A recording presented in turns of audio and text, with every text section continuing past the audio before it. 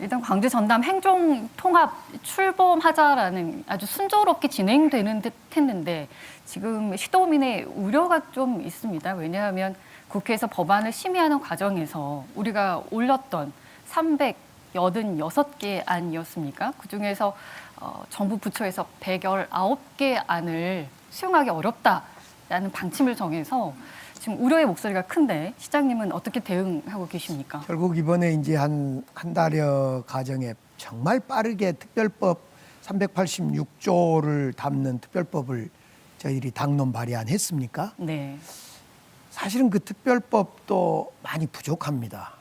지금 시도민의 입장이나 시민단체나 많은 각계각층은 자치분권을 완벽히 보장해라. 연방제 수준의 지방정부를 만들어주라. 이런 요구가 본물처럼 터져 나옵니다.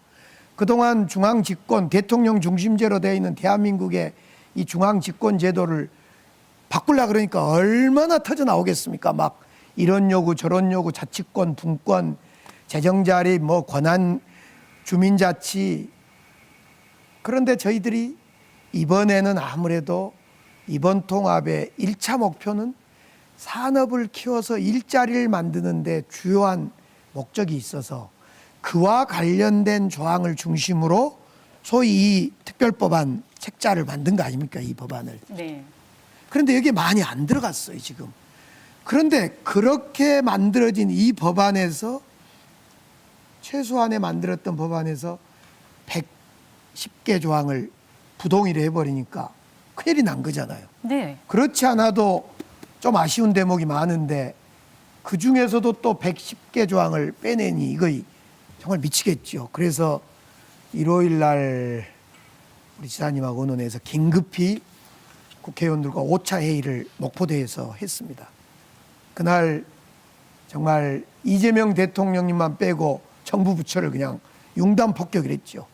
도대체 이 변화를 모르는 정부 부처 이 정신 차려라. 행안부, 기재부, 특히 산업부. 이제 그런 이야기를 하고 어제 국회에서 공청회 하는데 저도 참여해서 얘기도 드리고 또 아까 말씀드렸듯이 밤 9시에 김민석 총리 공간에 심야 해동을 또 광주남 의원님들 다 같이 안 했습니까? 저도 그 자리에서 4가지 이야기를 했어요. 첫째는 5조 원씩 주는 거, 20조 주는 거 법에다 명기를 분명히 해라. 만약 5년, 4년 주고 그대로는 어떻게 할 거냐. 네. 두 번째로 지금 전남과 광주가 의원 시의원 정수가 한 3배 차이 납니다. 61명 대 23명.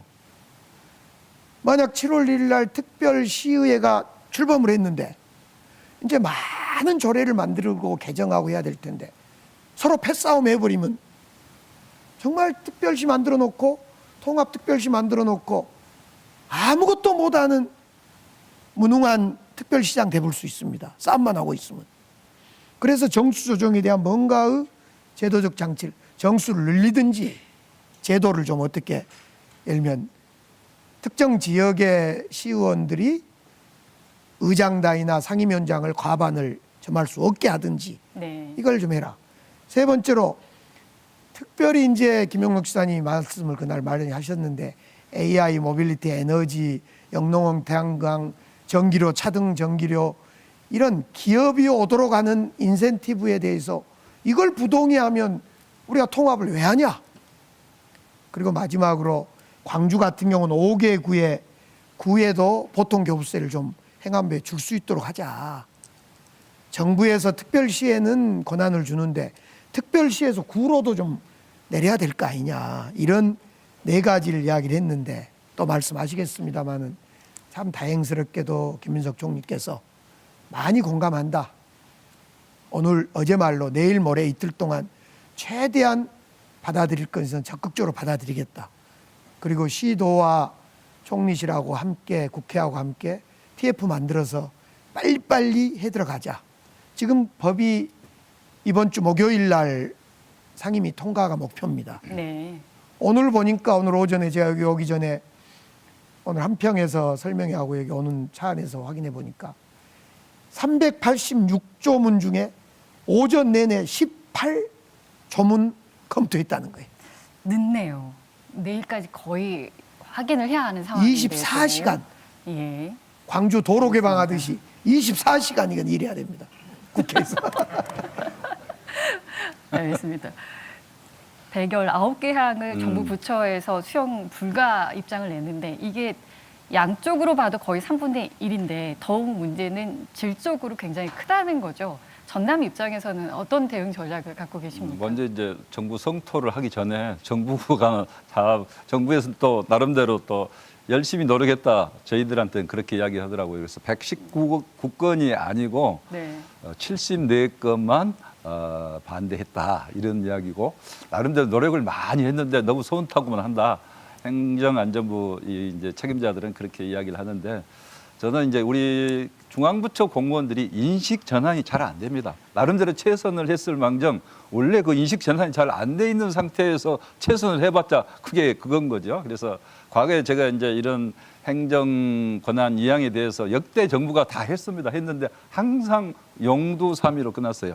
근데 이번에는 이재명 대통령 정부고 이재명 대통령은 확실하게 행정을 이렇게 알고 이렇게 푸싱을 하기 때문에 가능하리라고 생각했으면서도 그러나 지금까지 중앙부처의 행태를 보면은 항상 있는 것을 놓지 않으려는 그 기득권을 절대 놓지 않으려는 뭐 업무가 줄어들면은 조직이 줄어들고 조직이 줄어들면은 승진 기회가 줄어들고 부처가 권한이 없어진다 이렇게 생각하니까 절대 놓지 않으려고 하는데요.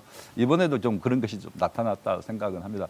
그런 가운데도 그래도 다른 때보다는 그래도 훨 많이 해준 부분도 있다 하는 말씀을 드리는데요. 예를 들면은 반도체 특화단지 지정 같은 건 해줬어요. 저희들도 생각을 못했는데 해줬고 또 AI 특화단지는 광주에 하려고 하는데 AI 특화단지는 또 안 해줬는데 기준이 뭔지를 저희들도 잘 모르겠어요. 그리고 우주항공 특화단지랄지 우리 소부장 소재 부품 정비 여수 국가산단의 그 특화단지 이런 부분은 저희들이 또 기대를 못했는데도 해준 부분이 없잖아 있고 그런데 이제 AI 특화단지랄지 재생에너지 관련해서 여러 가지 권한을 시도지사한테 주는 부분 저희들은 예를 들면 영농형 태양광을 40메가까지는 도지사가 이제 특별시장이죠. 특별시장이 허가할수록 해다오 이렇게 이제 중재안을 올렸습니다. 원래는 100메가를 하려고 했는데 정부가 강하게 나오니까